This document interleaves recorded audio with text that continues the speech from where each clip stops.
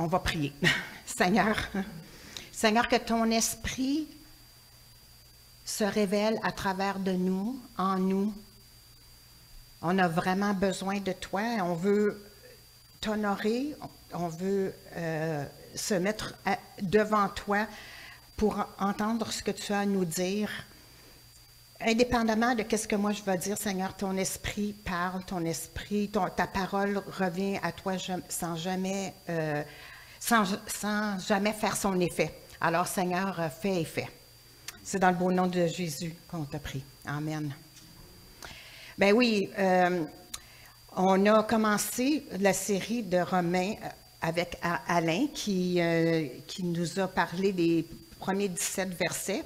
Et il y a comme une thèse, il y a comme un énoncé de base qui fait en sorte que les 15 autres chapitres, c'est tous des morceaux de casse-tête qui viennent appuyer cet énoncé-là, cette thèse-là. Puis on retrouve ça dans le verset 16 et 17 de Romains 1. Fait que je vais juste aller pour nous remettre dans le contexte. « Car, dit Paul, je n'ai pas honte de l'Évangile, c'est la puissance de Dieu par laquelle il sauve tous ceux qui croient, les Juifs en premier lieu et aussi les non-Juifs. En effet, cet Évangile nous révèle en quoi consiste la justice que Dieu accorde. Elle est reçue par la foi et rien que par la foi, comme il est dit dans l'Écriture, le juste vivra grâce à la foi.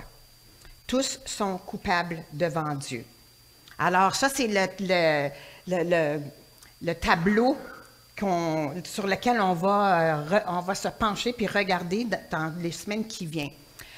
J'aurais le goût de vous inviter puis de dire, quand on a ce thème-là qui revient, par exemple, à tous les premiers dimanches du mois, ou presque, parce que des fois, comme Peter va aussi prêcher ça à la fin de février, il va faire la suite de ce que moi j'apporte aujourd'hui. Mon invitation, ça serait que vous puissiez prendre ces textes-là puis de dire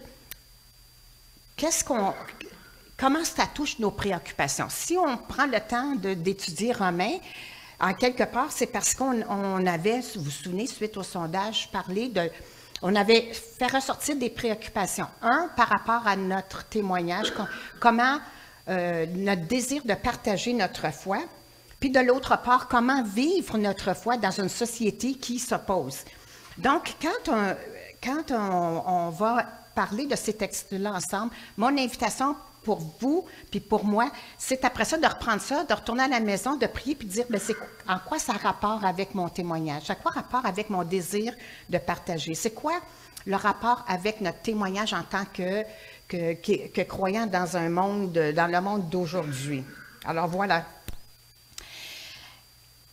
Je vois ça vraiment comme des morceaux de casse-tête. Fait que ce matin, là, je vais prendre juste un petit morceau de casse-tête pour l'ensemble, en espérant que tranquillement, pas vite, l'image va être de plus en plus claire. Dans les films puis les programmes à télévision, on dit souvent, c'est quoi que tu veux en premier, la bonne nouvelle ou la mauvaise nouvelle? Bien, un matin, là, c'est la mauvaise nouvelle que vous allez avoir en premier. Ben oui, on commence avec la mauvaise nouvelle. Fait que on va commencer la lecture. Moi, je vais me concentrer sur toujours le premier chapitre, mais de 18 à 32. Alors, on va lire ça ensemble. En effet, du haut du ciel, Dieu révèle sa colère contre les hommes qui ne l'honorent pas et ne respectent pas sa volonté. Ils étouffent ainsi malhonnêtement la vérité.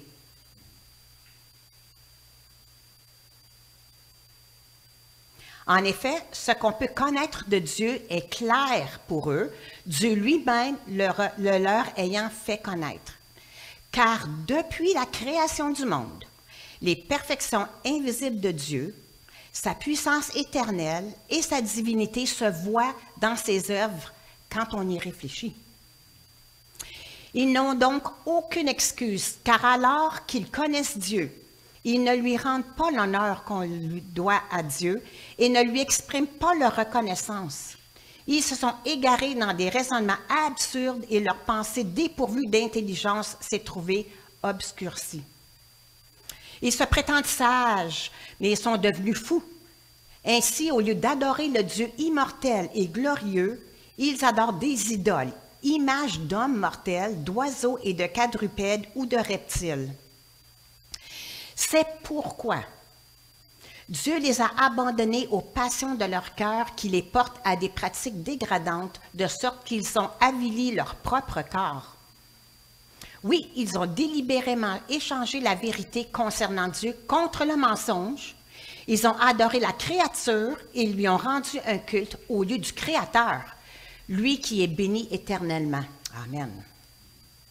Voilà pourquoi Dieu les a abandonnés à des passions avilissantes. Leurs femmes ont renoncé aux relations sexuelles naturelles pour se livrer à des pratiques contre nature. Les hommes, de même, délaissant leur rapport naturel avec le sexe féminin, se sont enflammés de désirs les uns pour les autres. Ils ont commis entre hommes des actes honteux et ont reçu en leur personne le salaire que méritait leur égarement. Ils n'ont pas jugé bon de connaître Dieu. C'est pourquoi Dieu les a abandonnés à leurs pensées faussées, si bien qu'ils font ce qu'on ne doit pas. Ils accumulent toutes sortes d'injustices et de méchanceté, d'envie et de vices. Ils sont pleins de jalousie, de meurtre, de querelles, de trahison, de perversité. Ce sont des médisants, des calomniateurs, des ennemis de Dieu, arrogants, orgueilleux, fanfarons, ingénieux à faire le mal. Ils manquent à leur devoir envers leurs parents, ils sont dépourvus d'intelligence et de loyauté, insensibles, impitoyables. Ils connaissent très bien la sentence de Dieu qui déclare passibles de mort ceux qui agissent ainsi. Malgré cela, non seulement ils commettent de telles actions, mais encore ils approuvent. Et dans d'autres textes, ils encouragent ceux qui les font. Alors, quand je dis que c'est un texte de mauvaise nouvelle, là, c'est pas rien dire. C'est vraiment le cas. C'est un texte difficile, un texte lourd. Ça prend la noirceur pour voir comment que la lumière elle peut être éclatante. Donc, de voir le côté noir, le côté sombre, nous permet par la suite de voir la bonne nouvelle qui en suit, bien sûr. Ce matin, je vais me concentrer sur 3 éléments qu'on retrouve dans le texte, qu'on va explorer ensemble. 1, Dieu se révèle constamment aux êtres humains. 2, le refus des êtres humains de reconnaître la souveraineté de Dieu. Et 3, la colère de Dieu face à cet affront. Donc, on part. Le texte nous dit que Dieu se révèle depuis la création du monde. Et bien sûr, on connaît l'histoire de Genèse avec le jardin, Adam et Ève, puis on voit la proximité de Dieu, que Dieu va dans le jardin le soir pour aller au-devant d'eux. Et que finalement, c'est eux qui choisissent de ne plus lui faire confiance. Depuis la création, c'est une action continue. C'est pas, il s'est révélé à la création, puis s'est révélé à là, c'est continu. Dieu continue de se révéler au travers des siècles et il se révèle encore aujourd'hui. Comment Dieu se révèle-t-il? Car depuis la création du monde, les perfections invisibles de Dieu, sa puissance éternelle et sa divinité se voient dans ses œuvres. Donc, Dieu se révèle par ses œuvres. Puis moi, quand je vois œuvre, la première chose que je pense, je parlais de ça un peu avec Denis, c'est la nature. Hein, on en a parlé, Marco, la nature. On pense tout de suite à la création, la beauté de la nature. Même les gens qui ne sont pas croyants reconnaissent le besoin de se retrouver dans la beauté de la nature. Il y a quelque chose quasiment qui guérit de juste d'être dans la beauté de la création de Dieu. On se sent connecté à quelque chose de plus grand que nous. Puis c'est une des raisons aussi pourquoi on s'appelle la clairière. Parce qu'il y a cet élément on pourrait dire, de l'Esprit de Dieu qui semble émaner de toute sa création. Et Psaume 19, versets 2 et 3 nous dit « Le ciel raconte la gloire de Dieu, et l'étendue révèle l'œuvre de ses mains. Le jour en instruit un autre jour, la nuit en donne connaissance à une autre nuit. » Les œuvres de Dieu se manifestent à travers toutes les bontés qu'il déverse sur nous, sa création. Et nous, les êtres humains, nous, la planète, l'univers entier. Mais on peut commencer avec nous. si on s'arrête, nous les êtres humains, créés à son image, rien de moins. Dieu nous a donné en nous la capacité de créer, d'innover, d'imaginer, de rêver, de réfléchir, de choisir. C'est pas rien. On peut penser aussi à la complexité et la beauté de notre corps. Stéphane m'avait déjà envoyé des vidéos de toutes sortes de petits mécanismes plus microscopiques qui agissent d'une façon absolument hallucinante. C'est fou. C'est Dieu qui déverse sa bonté sur nous. Toutes les ressources que nous avons à notre disposition, l'air que nous respirons, le soleil, l'eau, la terre qui produit tout ce qu'on a besoin pour vivre. Et ça me rappelle toujours le jardin, comment que Dieu avait tout mis à la disposition des êtres humains, la beauté du jardin, la beauté de la diversité des fruits, la beauté des fleurs, etc., etc., puis aussi l'invitation d'en prendre soin. D'en prendre soin, de le cultiver. C'est comme si Dieu, profitez-en, prenez-en soin, c'est tout là pour vous. Je suis stickée sur une expression qui revient souvent, puis j'en parle souvent parce que ça me touche, ça me dérange, ça me bouleverse, puis ça me ramène à moi aussi. Cette expression « merci la vie ». Yes, ça vient me chercher, là. En quelque part, c'est quand même une reconnaissance. Quand quelqu'un me dit, dans mon entourage, « Hey, merci la vie », il y a une reconnaissance de quelque chose de plus grand que soi. Ça fait au moins ça. Il y a une reconnaissance qu'il y a quelque chose qui nous porte au-delà de nous-mêmes. Et on le sait, dans Ecclésiaste, c'est écrit qu'il a même mis dans leur cœur la pensée de l'éternité, même si l'homme ne peut pas comprendre l'œuvre que Dieu accomplit du début à la fin. Donc, Dieu a déposé cette notion d'éternité, puis on le voit dans ces commentaires-là. Mais l'affaire qu'il y a, c'est que dans le texte qu'on lit, car depuis la création du monde, les perfections invisibles de Dieu, sa puissance éternelle et sa divinité se voient dans ses œuvres quand on y réfléchit. Dans le second, on dit quand on les considère. Bien, ça veut dire qu'il faut s'arrêter, il faut y réfléchir, considérer. Et j'ose croire que c'est un gros obstacle. Dans nos vies, en ce moment, Marielle en a parlé un petit peu, on est pris par nos tracas, il y a toutes sortes de distractions, c'est une lutte constante. On est occupé, on est fatigué, il y a plein de choses. Et quand les gens disent « merci la vie », c'est une reconnaissance de quelque chose de plus grand, mais il y a un manque de réflexion quand on s'arrête 3 secondes d'écart pour y penser. Fait que Dieu, il se révèle à travers ses œuvres. Une histoire qui me fascine, c'est l'histoire de Helen Keller. Je ne sais pas si on connaît Helen Keller, hein? C'est un enfant qui a eu une maladie grave quand elle était tout petite, tout bébé, qui a fait en sorte qu'elle était sourde, muette et aveugle. Et son père, en désespoir de cause, parce que c'était un enfant absolument rebelle, dans le sens qu'elle ne se possédait plus, elle était vraiment... hein? Ah oui, elle ruait des brancards, on pourrait dire ça en bon québécois. Et son père a engagé Anne Sullivan pour essayer de percer son monde et avec beaucoup de persévérance et d'amour a réussi à percer ça et elle a fini par être capable de communiquer par le toucher et Helen Keller, non seulement ça, mais elle a été capable même d'apprendre à parler et elle s'est épanouie d'une façon incroyable. Mais ce qui me touche dans son histoire, c'est que la première fois que Anne Sullivan a tenté de parler de Dieu à Hélène, Hélène a dit, ben oui, je le connais, je ne savais juste pas son nom. Ça me touche parce qu'elle avait zéro communication avec le monde extérieur, là. Moi, ça me réjouit, ça me excite de penser comment Dieu, il n'y a pas de limite. Il dépose quelque chose dans notre cœur. Bien sûr, en tant que croyant, on sait que Dieu s'est révélé aussi. On a parlé d'Abraham, on parle de Jésus, on sait qu'il s'est révélé par son Fils. Dieu se révèle par l'Église, hein, Éphésiens 2, car nous sommes son ouvrage, ayant été créés en Jésus-Christ pour de bonnes œuvres que Dieu a préparés d'avance afin que nous les pratiquions. Donc, nous, l'Église, la petite partie ici, mais l'Église partout dans le monde, Dieu se révèle par nous, c'est tout un privilège, par sa parole et par toutes sortes de choses comme des rêves. On en a parlé aussi avec une histoire de Multiply, comment que Dieu se révèle à des personnes qui n'ont pas les contacts et qui se révèlent personnellement, même s'ils sont isolés.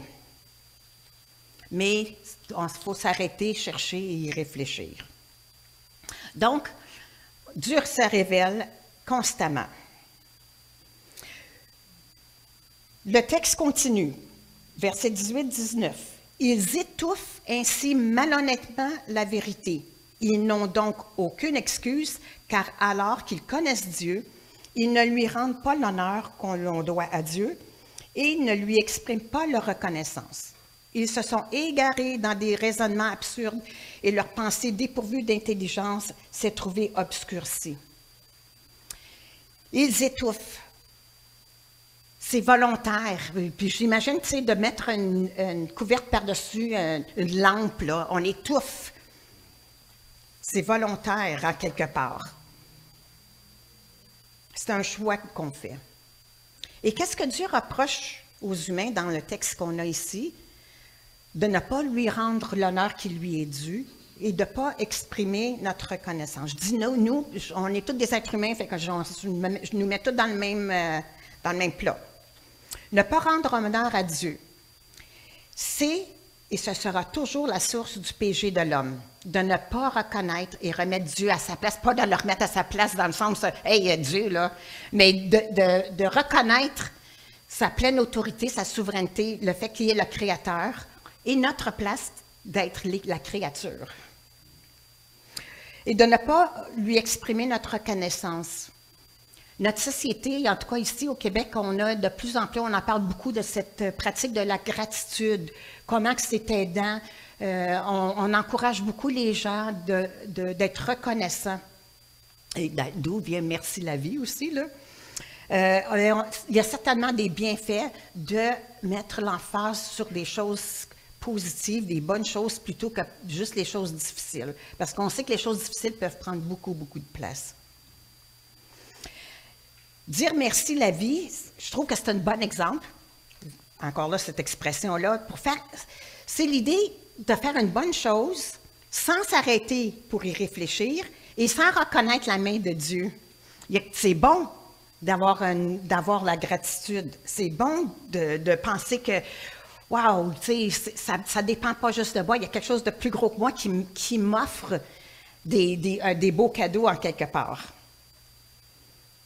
Mais l'affaire qu'il y a, c'est que remercier la vie, c'est de prêter une intention bienveillante. Mais ça demande une volonté intentionnelle. La vie, c'est qui ça? C'est quoi ça? La vie ne peut pas avoir l'intention de me faire du bien. Notre société aime les valeurs du christianisme, l'égalité, la dignité de tous les êtres humains, l'équité et tout ça. Et on les embrique dans nos lois, dans notre culture, mais en même temps, on n'arrive pas à vivre ces valeurs-là pleinement. On réussit à en faire un petit bout, puis on a juste à voir comment que la société évolue pour voir que même si on a toutes les bonnes intentions puis les bonnes lignes directrices, on n'y arrive pas. Pourquoi? Parce que on garde les valeurs, mais on refuse la source qui nous permet de vivre ces valeurs-là. On exploite les cadeaux de Dieu sans le reconnaître, sans même lui rendre gloire. Par notre surconsommation compulsive et notre gaspillage, en exploitant les autres êtres humains, y compris les enfants, en exploitant abusivement et de façon démesurée les ressources naturelles que Dieu nous donne. On se gave, on s'accapare, on gaspille. Et quand les cadeaux ne viennent pas assez vite ou ne viennent pas du tout, bien là, on est offusqué puis on blâme Dieu. Comment ça se fait? Comment ça se fait? Pourquoi Dieu? Quelques statistiques, des statistiques qui datent de 2021 des Nations unies. 50 millions de personnes vivent dans l'esclavage moderne, dont 28 millions étaient soumises au travail forcé, et 22 millions étaient piégés dans un mariage forcé. Gestion des matières résiduelles de Recycle Québec démontre qu'en 2021, 276 kilos de matières résiduelles ont été éliminés par habitant. 1578 livres de matière qu'on a jetées. Des détaillants et des consommateurs qui jettent des denrées. Là, ici, on parle de nourriture, tout à fait consommable et comestible. Les pertes par consommateur représentent chaque année entre 95 et 115 kg en Europe et en Amérique du Nord. Donc, de 200 à 250 livres par habitant par année. Et les Nations unies disent, si nous pouvions réduire les déchets et les pertes alimentaires de seulement 25 %, nous pourrions chaque année nourrir 500 millions de bouches supplémentaires. Et si ça vous intéresse, ce sujet-là, je ne sais pas si vous avez vu, à Tout le monde en parle, à un moment donné, il y a eu Simon Paré-Poupard, un éboueur, qui a un bac en sociologie, puis qui est resté éboueur, puis qui a écrit un livre, ça s'appelle « Ordure », journal d'un éboueur, puis il parle de cette idée de surconsommation, puis comment il vit en grosse partie de ce qu'il récolte des poubelles, ici au Québec. Là. On ne parle pas des autres. La disparité de richesse, je vais terminer avec ça. C'est une plateforme d'information financière, je pense que c'est européen. Ils disent que les 10 personnes les plus riches des États-Unis possèdent une valeur qui dépasse de 7,6 milliards le produit intérieur brut de 106 pays les plus pauvres. Autrement dit, 10 personnes aux États-Unis ont plus d'argent que, mettons, on va dire le budget de 106 pays, d'ailleurs, des plus pauvres du monde. La folie, la démesure. Bien, c'est ça. Si on n'a pas de croyance en un Dieu véritable, en sa souveraineté, qu'est-ce qui nous empêche de détruire, de consommer? C'est le fruit du hasard, de toute façon. La Terre, elle est devenue ce qu'elle est, tranquillement, pas vite, puis ça sera la fin un jour. Si on est le fruit de la loi du plus fort, hein, la question d'évolution où c'est les plus forts qui survivent et les plus faibles meurent, bien, qu'est-ce que ça dit de notre capacité de la dignité humaine? Qu'est-ce que ça dit de nos relations? Comment est-ce qu'on peut voir les autres êtres humains si on croit que c'est le plus fort qui gagne? En quelque part, les plus faibles, bien, tout bad, hein? Donc, on voit facilement, avec toutes ces quelques statistiques, là, on ne parlera même pas d'environnement puis de gestion des terres agricoles, etc. On en aurait pour longtemps. Mais on voit le dérapage débridé sans Dieu. Et la mauvaise nouvelle, c'est que Dieu est en colère contre tout ça. Quand on lit sur la colère de Dieu, ça nous met toujours un peu mal à l'aise. En tout cas, je pense que il y a quelque chose d'inconfortable à penser à la colère de Dieu. Ça fait peur. Ça fait peur parce qu'on a tendance à attribuer à Dieu notre colère à nous. Nous, notre colère est motivée par la jalousie, par ça ne se passe pas comme je veux. Notre colère est souvent teintée par autre chose. Il y a des personnes qui voient Dieu juste bon, puis il y a des personnes qui voient Dieu juste méchant. Puis des fois, on se promène entre un ou l'autre. On attribue à Dieu la colère de la vengeance, ses exigences capricieuses, son approche punitive. Mais quand on regarde l'état de notre planète, de nos relations humaines, la souffrance qu'on cause, comment un Dieu qui a un amour insondable ne peut pas être en colère devant cette destruction, devant cette souffrance, disons-le, planétaire? L'amour et la colère de Dieu sont indissociables. Verset 22. Ils se prétendent sages, mais ils sont devenus fous. Ainsi, au lieu d'adorer le Dieu immortel et glorieux, ils adorent des idoles. C'est pourquoi Dieu les a abandonnés aux passions de leur cœur. Et on le lit une autre fois, c'est pourquoi Dieu les a abandonnés à leurs pensées fausses. Fait qu'à 3 reprises, en fait, c'est pourquoi, oui, c'est ça, les a abandonnés à la passion de leur cœur. Fait qu'il y a 3 places où on revient sur le fait que c'est pourquoi Dieu. Ce qui veut dire que les comportements qui suivent, quand on lit là, toute la question d'idolâtrie, de pratiques dégradantes, etc., c'est des conséquences directes du fait que Dieu dit « Je vous laisse aller, je vous laisse aller dans vos choix de vie, en quelque part. » Est-ce qu'on a des idoles en 2025? Le texte nous dit qu'on fait des images de serpents, puis de reptiles, puis de toutes ces choses-là. Bien, c'est sûr, hein?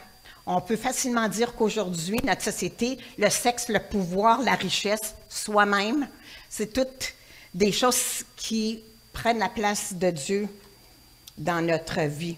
J'écoutais une émission la semaine passée, puis une actrice disait « Moi, j'aime ça, la science. C'est du vrai, c'est du concret. » Au moins, on le sait quand c'est de la science.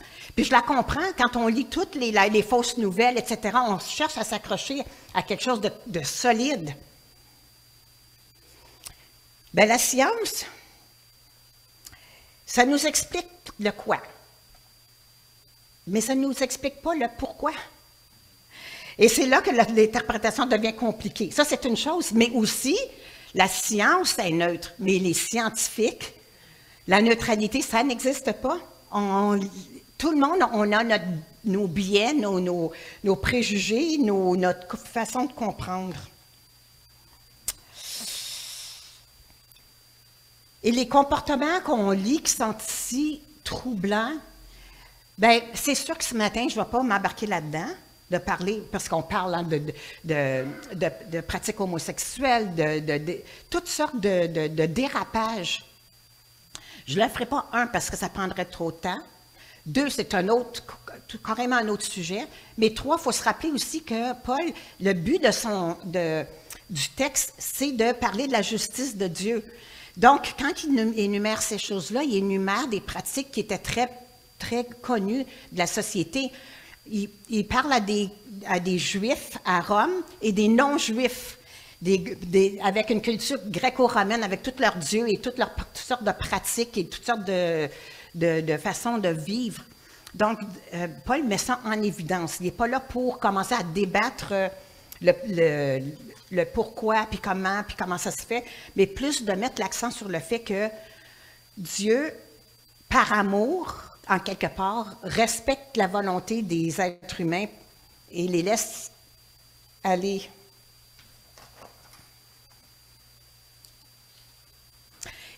Et on voit que plus que l'être humain s'éloigne de Dieu, plus il se déshumanise. Il s'éloigne de l'image de Dieu, que Dieu a créée en lui, si on pourrait dire. Plus il se détourne de Dieu, plus il s'éloigne de la source même de l'amour. Il a l'arrogance de croire qu'il est suprême, qu'il peut s'autodéterminer, qu'il peut posséder ce qui lui tombe sous la main.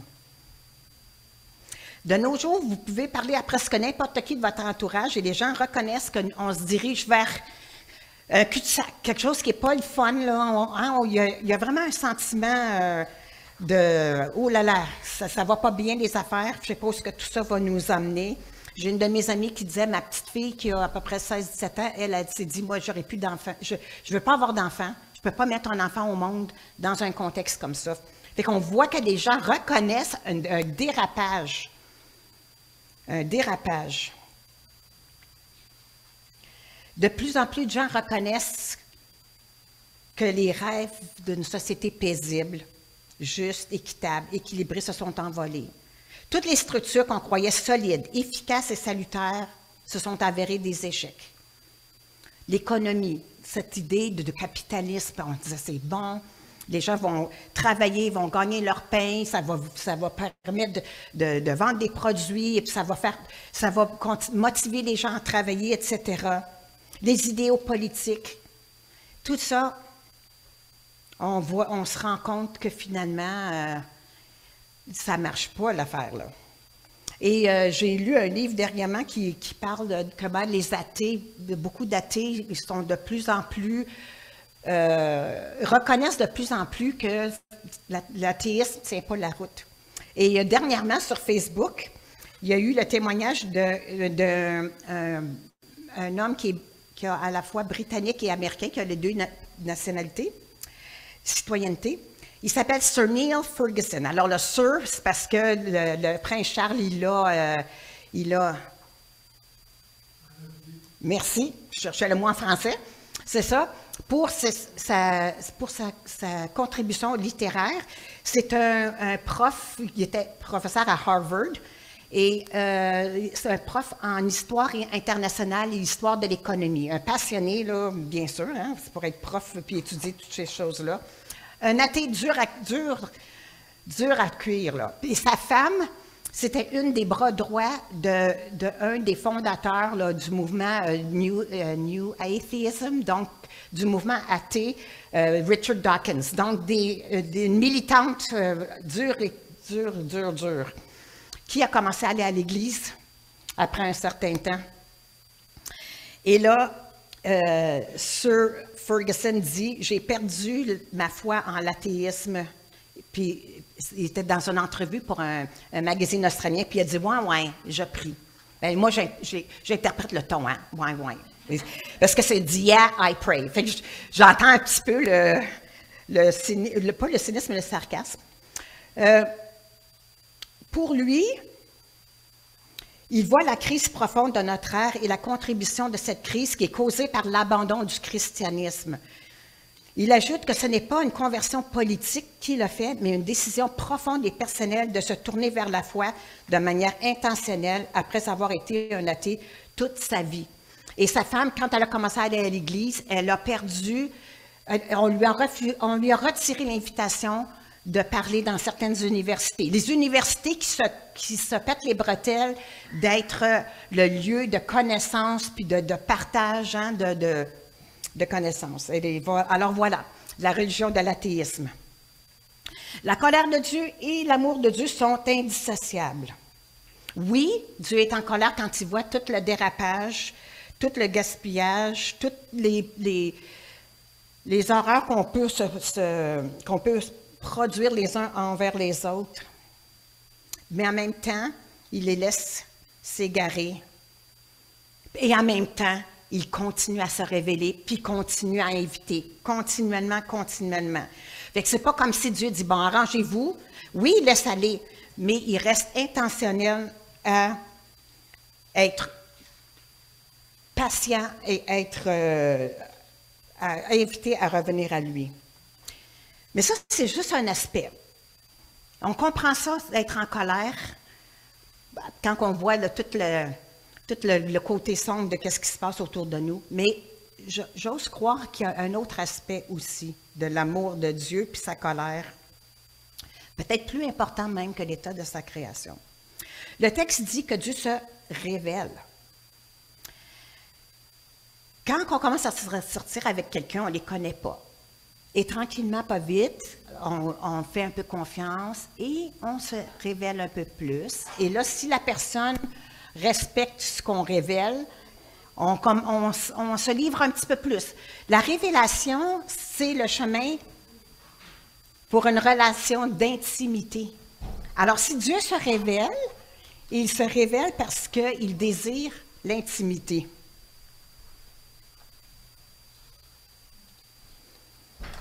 On pense à Genèse, hein, quand Dieu est allé visiter Adam et Ève, il était là, vraiment à proximité. Imaginez-vous, là, que je veux avoir une relation d'intimité avec Ghislaine, puis Ghislaine, il y a quelque chose de violent, je trouve, hein, dans cette idée de Je te tourne le dos. Je ne vais pas le savoir.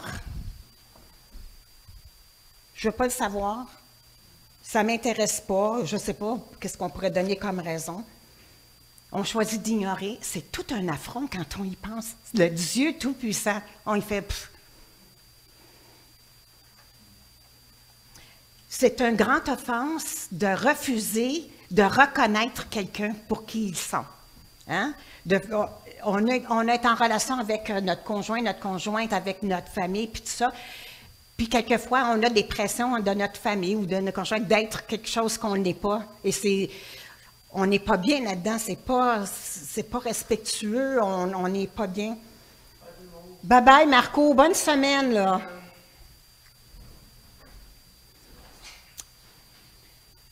C'est tout un affront de ne pas reconnaître quelqu'un pour ce qu'ils sont. C'est tout un affront de ne pas reconnaître Dieu pour qui il est. Et pourtant, son désir, dans 2 Pierre 3, 9, le Seigneur ne tarde pas dans l'accomplissement de la promesse, comme quelques-uns le croient, mais il use de patience envers vous, ne voulant pas qu'aucun périsse, mais voulant que tous arrivent à la repentance. Ézéchiel 33, 11, « Dis-leur, je suis vivant, dit le Seigneur éternel. Ce que je désire, ce n'est pas que le méchant meure, mais qu'il change de conduite et qu'il vive. » Puis ça dit, revenez de votre mauvaise voie. Et c'est comme j'entends le cri du cœur de Dieu. Malgré l'affront, malgré le dire, on va faire notre vie comme on veut, malgré on prend possession de tout, puis on s'organise tout seul, Dieu dit, revenez, pour l'amour, revenez.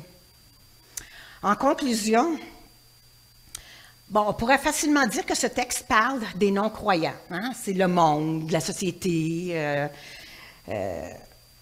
Dieu nous a fait grâce et a détourné de nous sa colère avec le sacrifice de son Fils à la croix et sa résurrection. Et boy, hein, on est reconnaissant, ça on le sait. Mais je dois reconnaître aussi que je lutte au quotidien pour honorer Dieu, que je lutte au quotidien pour lui donner toute la place. Je lutte tous les jours pour être pleinement reconnaissante. Je lui fais confiance, mais ma confiance peut être facilement ébranlée.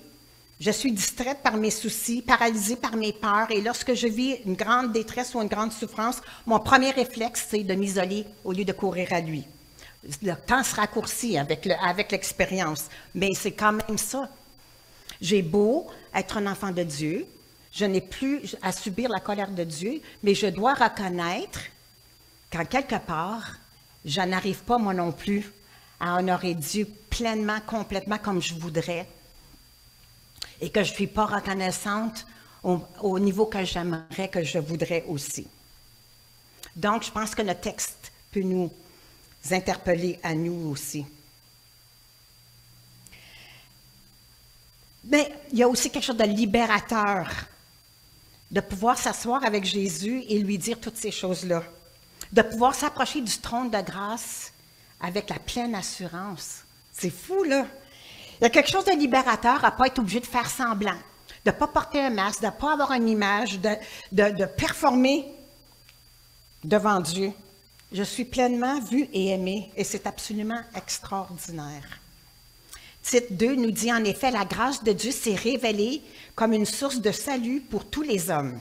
Elle nous éduque, elle nous amène à nous détourner de tout mépris de Dieu et à rejeter les passions des gens de ce monde. Fait que Dieu, non seulement que Dieu se révèle, mais c'est sa grâce qui nous permet de comprendre, puis d'apprendre, puis de nous détourner du mépris qu'on a tout naturellement en nous. Ainsi, nous pourrons mener dans le temps présent une vie équilibrée, juste et empreinte de piété, en attendant que se réalise notre bienheureuse espérance, la révélation de la gloire de Jésus-Christ, notre grand Dieu et Sauveur. Il s'est livré lui-même pour nous afin de nous délivrer de toute désobéissance et de faire de nous, en nous purifiant ainsi, un peuple qui lui appartienne et qui met toute son ardeur à accomplir des œuvres bonnes. Ah, merci Seigneur. On va faire la transition vers la scène.